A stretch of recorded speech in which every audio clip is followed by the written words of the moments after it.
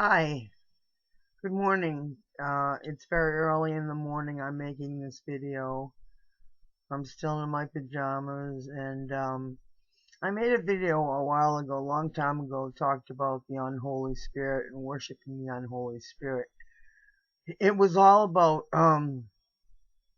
well, in the Bible it says that in the Old Testament that God did not like people worshiping um, gods that were made of stone, wood, metal, and that was worshiping the unholy spirit. There was um, there was a statue that looked like a bull that was very tall that they made out of brass. It was called Moloch. And Moloch, they used to put babies in it and burn them. That was called passing the children through the fire. If you ever read in the Bible, a passage that talks about you'll be cursed, or if you pass your children through the fire, because God is not pleased with this. That's what it's referring to.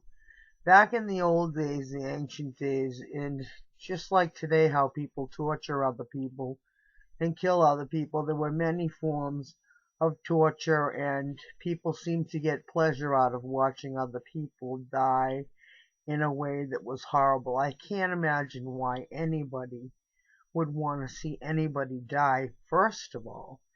Second of all, I can't understand why they would enjoy seeing somebody put on a rack with their limbs pulled apart or cut off or tortured. That is demonic.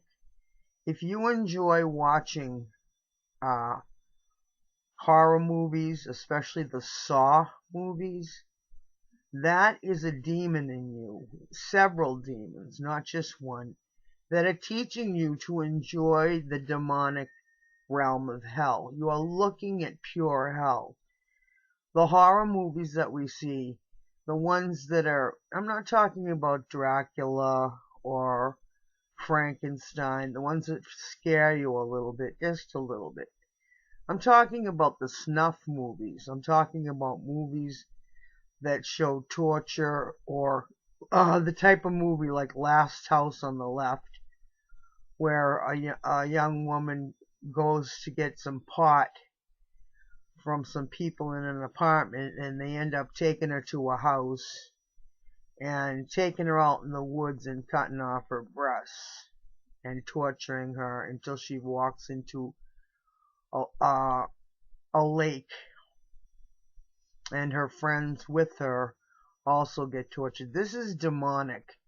If you watch horror movies, for the most part, that is all satanic and demonic, and don't kid yourself. So when you teach your little children to watch these programs, if they happen to see them, little children become demonized, and they act up, and then when they get older, they do things like want to kill themselves. Because the demons get in because of one reason. They want to kill you. Make no mistake about it, Satan wants to kill you. To kill you. Nothing else. Because when he kills you, and you don't have Christ in your life, Jesus Christ, and he has reign over your body, he will take you from your grave to hell eventually, and he will eat you alive. Your electromagnetic energy is what the demons want. They have no energy of their own. They don't have any feelings or emotions. Your feelings and your emotions give them a piece of candy. Your feelings of fear, when they scare the daylights out of you, say if a child is being molested, and the child goes into himself and he's frightened to death, and he leaves his body for a while, who do you think enters? The largest of the demons, the greatest of the demons, are the ones that rule over the lesser demons. The lesser demons are just like in a military chain of command. They go, they tempt, and they push and they talk to you in your head and say, kill yourself. You're not worthy to live. You're not worthy to live. Nobody loves you. You're never going to finish that math test. You're going to fail in school. School sucks. Oh, you know what? All the kids in school think you're stupid if you don't go kick that kid. Everybody go kick that kid. That's what the demons do. They get into your head and they start trouble for everyone. A child that gets bullied and then he's so bullied, the demons just say to him, go ahead. Everybody hates you. You're a little worm. Hang yourself. Hang yourself now. Mom can't help you. She doesn't know anything. Dad can't help you. He's busy with work and he doesn't care. Neither your mom or your dad know enough about Jesus Christ and the love of Christ and even all their love.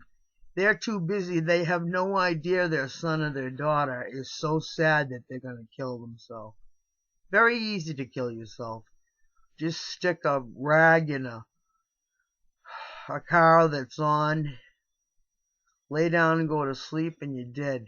And when you're dead, you go to the grave and you wait till after the tribulation in the Bible when Jesus comes to judge everybody. And you didn't even have a chance to live because you died because the demons took you. Well, I'm a demonologist and an exorcist, and I've been possessed before. I didn't know what I was doing because I was a psychic, and I was getting all sorts of information from demons. That's what psychics do. They get information from demons. If you're a prophet working for God, God gives you the information that you need when you need it to help somebody. In Deuteronomy, that's part of the Bible. If you look in the Bible, it's in the front of the Old Testament. Deuteronomy 18, I think it's 18 verse 10 says, don't go to psychics, don't go to astrologers, the omens of the sky. Don't go to people that talk to the dead, because the dead can't talk to you. They're dead. Okay? They're dead. Alright? I know I'm being kind of harsh right now, but demons exist. They exist to kill you. They have no other life. They're evil. They're never going to be good. You know, Satan's never going to be good. He rebelled. He was an angel called Lucifer, and he thought he was hot stuff. And he thought he could take over the throne of God. And he's still trying to take over the throne of God. It's just like you have a bully or somebody that wants power, like the U.S. government, the Islamic government, the Chinese government. They all want power. And you can't change them. They're going to fight. They're going to take all their planes, and they're going to take all their troops, and they're going to fight each other to the death. And that's what's going to happen in this world. And this world is hell. This is not heaven. Heaven doesn't come until after Jesus comes. Then the earth shall be changed, and human beings won't be molecularly structured anymore. They'll be spirits. They'll be in a spirit body, and they'll live. They won't be in a material body anymore. But my main thrust was about the demons. Now, if you want to get a demon out of you, this is what you do. You identify what it is you're afraid of, because that's a demon. If you have a sickness, generally that's a demon. Something has caused you to be sick. Normally when you're born, you're healthy, you're strong, you're not sick. Some babies are born sick. And if we were all good Christians and practicing Christianity and doing what Jesus says to do, to go out and heal the sick in His name, if we would do that and believe it, the children would not be sick. But this is an imperfect world, so God can only do so much in this world because he is not the author of sin. Okay, the author of sin is Satan. Satan put sin into Adam. Okay, he did that by making him disobey his father. He ate from the tree of the knowledge of good and evil. What is the tree of the knowledge of good and evil? That tree is the tree of self. That's the selfish tree. God said that tree is off limits. The only tree you talk to, basically he meant the brain, because the tree looks like the brain. The only brain you talk to is me, God. You get all your information from me. If you're not satisfied with that, then you go and you take from the tree of knowledge of good and evil. If you want to know everything I know and be me, like Satan tried to do, you want to be like Satan and be like me and know everything and think that you can have power. That's disobedience. And then what happened was Satan got into Adam, and he is the worm that dieth not. You can look that up in the Bible. Jesus made a quote and said there is one demon that will not leave, and that is the worm that dieth not. Look it up. Just put in the worm that dieth not into Google and put Bible, and you will see the passage. I don't have it here right now. Anyway, to get rid of the demon, what you need to do is say, I now cast out the demon of fear from me. In the name of Jesus, I cast it out, and that's it. And you breathe deeply. Now, you might get sick, you might throw up. You may be alright, depends on how bad the demons are and how many you've got in you. You know, you watch Ghost Adventures, Ghost Hunters, all these investigators for the paranormal. They're putting themselves in harm's way because the demons will jump into them. And they won't do anything right away, or they won't do anything that these people, you know, can recognize.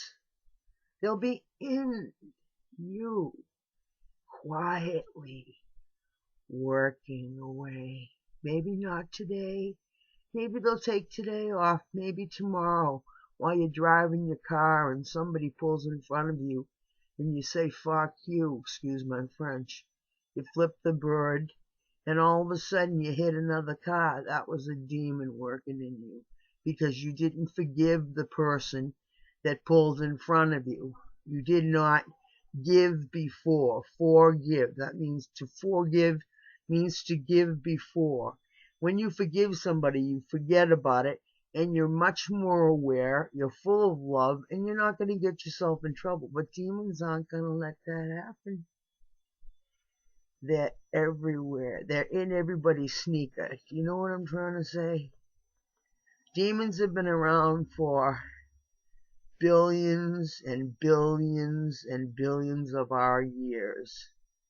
They were here when they've been around since heaven's been around, and that's been since in the inception of God himself, and we don't even know how God exists or where he came from.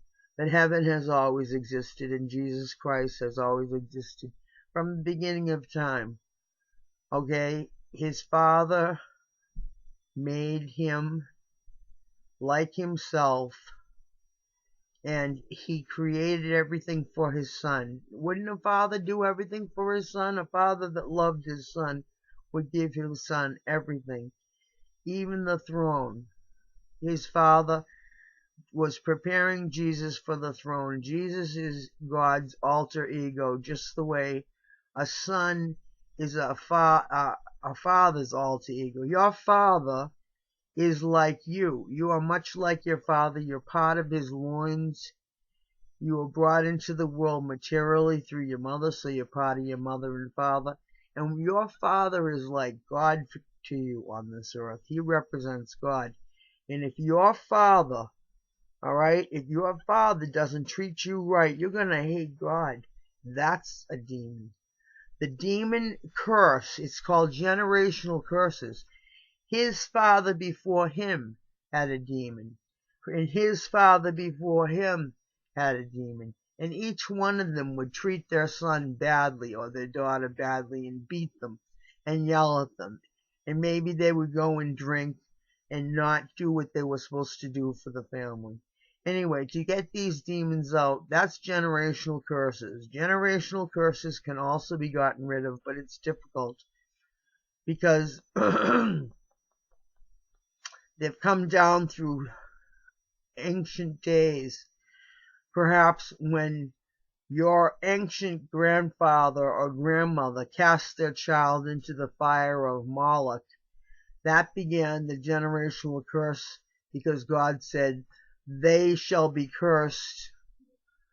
That it says right in Deuteronomy 18, you'll be destroyed, your family will be cursed for generations after generations. The sins of the fathers are visited upon the generations. That's in the Bible. Look it up. The sins of the father. Now you say, well, how can God be a God of love if he allows all this stuff to happen? Well, God is pure.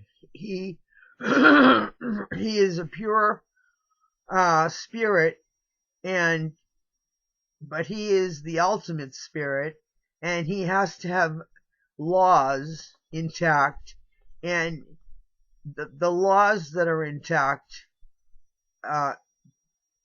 they take people who worship the unholy spirit and worship other gods, and they get punished. It's the same system. If we didn't have a punishment system in the United States, we'd have a whole bunch of madmen running around the streets, killing people, robbing people. You gotta have some form of punishment, so don't blame God. Anyway, that's all I have to say for this morning.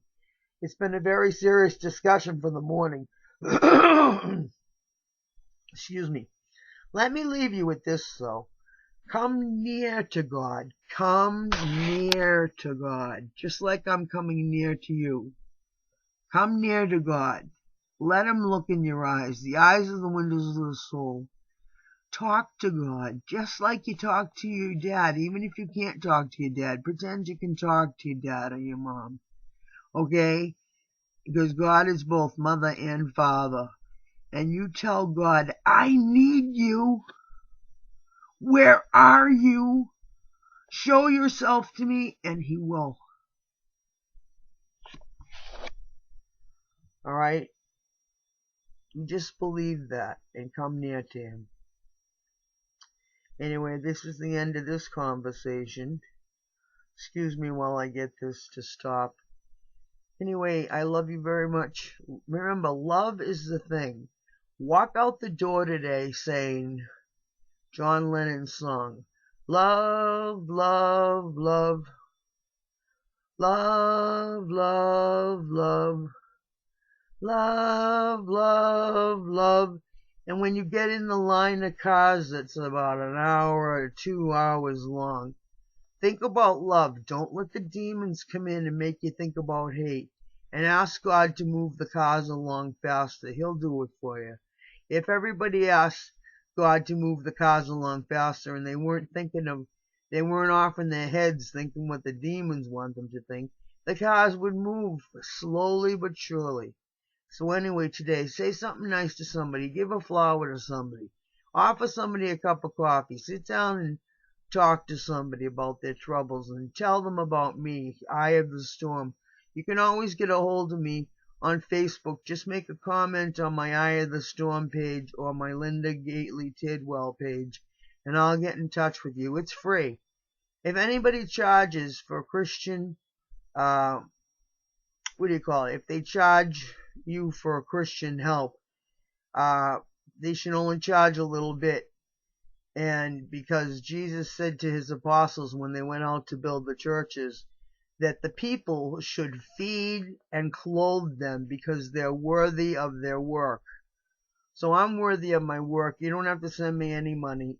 But anyway, I love you. I'll take care of you and help you in any way I can. Cast out demons, exorcism, prayer for healing, prayer for money. Yes, Jesus will give you money if you don't spend it on garbage. Anyway, take it easy. I've been a little I didn't sleep long enough, so I just been a little hard on you today. Anyway, take care. Bye bye.